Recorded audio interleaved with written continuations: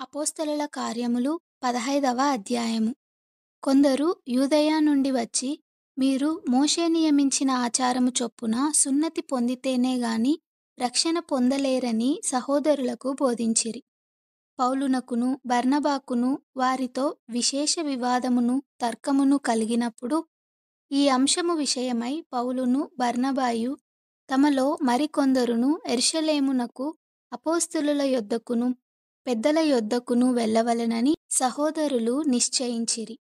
కాబట్టి వారు సంఘము వలన సాగనంపబడి ఫినీకే సమరయ దేశముల ద్వారా వెళ్ళుచు అన్యజనులు దేవుని వైపు తిరిగిన సంగతి తెలియపరిచి సహోదరులందరికిని మహా సంతోషము కలుగజేసిరి.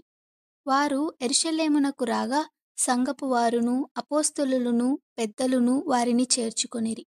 దేవుడు తమకు తోడయుండి చేసినవన్నీయు వారు వివరించిరి.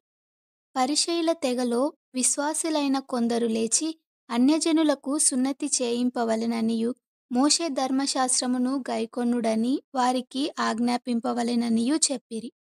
అప్పుడు అపోస్తలులను పెద్దలును ఈ సంగతిని గూర్చి ఆలోచించుటకు కూడివచ్చిరి. బహు తర్కము జరిగిన తరువాత పేతురు లేచి వారితో ఇట్లనెను, సహోదరులారా, ఆరంభమందు అన్యజనులు నా నోట సువార్త వాక్యము విని విశ్వసించులాగున మీలో నన్ను దేవుడేర్పరచుకొనెనని మీకు తెలియును. మరియు హృదయములను ఎరిగిన దేవుడు మనకు అనుగ్రహించినట్టుగానే వారికిని పరిశుద్ధాత్మను అనుగ్రహించి వారిని గూర్చి సాక్ష్యమిచ్చెను. వారి హృదయములను విశ్వాసము వలన పవిత్రపరిచి మనకును వారికిని ఏ భేదమైనను కనుపరచలేదు. గనుక మన పితరులైనను మనమైనను మోయలేని కాడిని శిష్యుల మెడమీద పెట్టి మీరెందుకు దేవుని శోధించుచున్నారు? ప్రభువైన యేసు కృపచేత మనము రక్షణ పొందుదుమని నమ్ముచున్నాము గదా. అలాగే వారును రక్షణ పొందుదురు అనెను. అంతటా ఆ సమూహమంతయు ఊరకుండి బర్నబాయు పౌలును తమ ద్వారా దేవుడు అన్యజనులలో చేసిన సూచక క్రియలను అద్భుతములను వివరించగా ఆలకించెను. వారు చాలించిన తరువాత యాకోబు ఇట్లనెను, సహోదరులారా, నా మాట ఆలకించుడి. అన్యజనులలో నుండి దేవుడు తన నామము కొరకు ఒక జనమును ఏర్పరచుకొనుటకు వారిని ఎలాగు మొదట కటాక్షించెనో సిమెయోను వివరించియున్నాడు. ఇందుకు ప్రవక్తల వాక్యములు సరిపడియున్నవి. ఎట్లనగా, ఆ తరువాత నేను తిరిగి వచ్చెదను, మనుష్యులలో కడమవారును నా నామము ఎవరికి పెట్టబడెనో ఆ సమస్తమైన అన్యజనులను ప్రభువును వెదుకునట్లు పడిపోయిన దావీదు గుడారమును తిరిగి కట్టెదను. దాని పాడైన వాటిని తిరిగి కట్టి దానిని నిలువబెట్టెదనని అనాది కాలము నుండి ఈ సంగతులను తెలియపరిచిన ప్రభువు సెలవిచ్చుచున్నాడు అని వ్రాయబడియున్నది. కాబట్టి అన్యజనులలో నుండి దేవుని వైపు తిరుగుచున్న వారిని మనము కష్టపెట్టక విగ్రహ సంబంధమైన అపవిత్రతను జారత్వమును గొంతు పిసికి చంపిన దానిని రక్తమును విసర్జించుటకు వారికి పత్రిక వ్రాసి పంపవలెనని నా అభిప్రాయము. ఏలయనగా సమాజ మందిరములలో ప్రతి విశ్రాంతి దినమున మోషే లేఖనములు చదువుట వలన మునుపటి తరముల నుండి అతని నియమమును ప్రకటించువారు ప్రతి పట్టణములో ఉన్నారని చెప్పెను.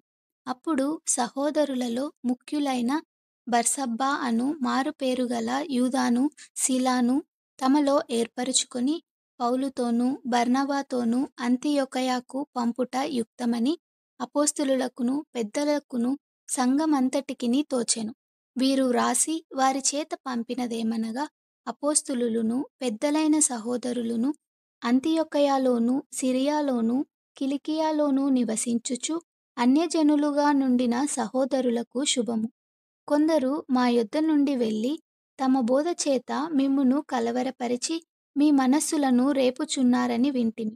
వారికి మేమధికారమిచ్చియుండలేదు గనుక మనుష్యులను ఏర్పరిచి మన ప్రభువైన యేసుక్రీస్తు పేరు కొరకు తమ్మును తాము అప్పగించుకొనిన బర్నబా పౌలు అను మన ప్రియులతో కూడా మీ యొద్దకు పంపుట యుక్తమని మాకందరికీ ఏకాభిప్రాయము కలిగెను.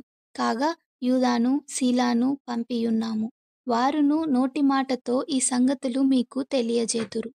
విగ్రహములకు అర్పించిన వాటిని రక్తమును గొంతు పిసికి చంపిన దానిని జారత్వమును విసర్జింపవలెను.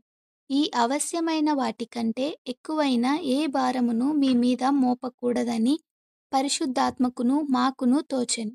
వీటికి దూరముగా ఉండుటకు జాగ్రత్త పడితిరా, అది మీకు మేలు, మీకు క్షేమము కలుగునుగాక.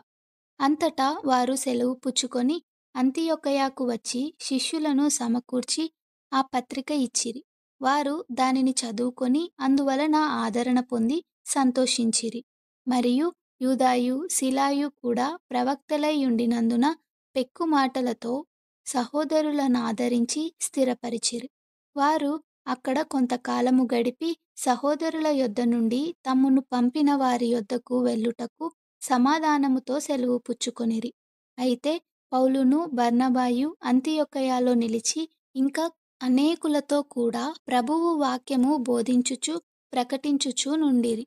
కొన్ని దినములైన తరువాత ఏ ఏ పట్టణములలో ప్రభువు వాక్యము ప్రచురపరిచితిమో ఆయా ప్రతి పట్టణములో ఉన్న సహోదరుల యొద్దకు తిరిగి వెళ్ళి వారెలాగున్నారో మనము చూతమని పౌలు బర్నబాతో అనెను. అప్పుడు మార్కు అను మారుపేరుగల యోహానును వెంటబెట్టుకొని పోవుటకు బర్నబా ఇష్టపడెను. అయితే పౌలు పంఫులియలో పని కొరకు తమతో కూడా రాక తమ్మును విడిచిన వానిని వెంటబెట్టుకొని పోవుట యుక్తము కాదని తలంచెను. వారిలో తీవ్రమైన వాదము కలిగినందున వారు ఒకనిని ఒకడు విడిచి వేరైపోయిరి. బర్నబా మార్కును వెంటబెట్టుకుని ఓడ ఎక్కి కుప్రాకు వెళ్ళెను. పౌలు శిలాను ఏర్పరచుకొని సహోదరుల చేత ప్రభువు కృపకు అప్పగింపబడిన వాడై బయలుదేరి సంఘములను స్థిరపరచుచు సిరియా కిలికియా దేశముల ద్వారా సంచారము చేయుచుండెను.